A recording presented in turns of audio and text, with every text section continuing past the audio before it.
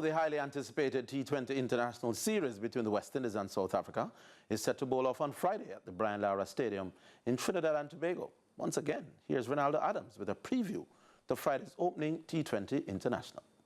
Despite the touring South Africans completing a 1-0 Test series win over the Windies, they are aware of the firepower that the hosts possess in the shortest format of the game. With South Africa having eliminated the West Indies from the T20 World Cup earlier this year, the Caribbean side will be aiming to avenge their defeat in the Super 8 stage of the tournament. I think it's very good. It's the first series post-World Cup, so it's an important one in the sense that we have to get back on track as a T20 team, and I think so far, so good.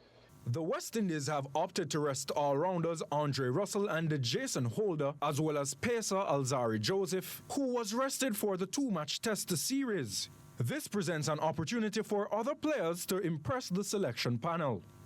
We try our best as a selection group to keep it as close as possible to those guys in the World Cup, looking forward to 2026 for another potential T20 World Cup. It's also an opportunity for us to see other players. Alec Anthony, Fabian Allen, Matthew Ford is three of those players, that we identify. And, it's for them to be given the opportunity, and hopefully once they given the opportunity, they can grasp it with both hands. Jamaica's Brandon King, who was injured in the T20 World Cup, will also be absent for the series, with Barbadian all-rounder Roston Chase named as Rovman Powell's deputy.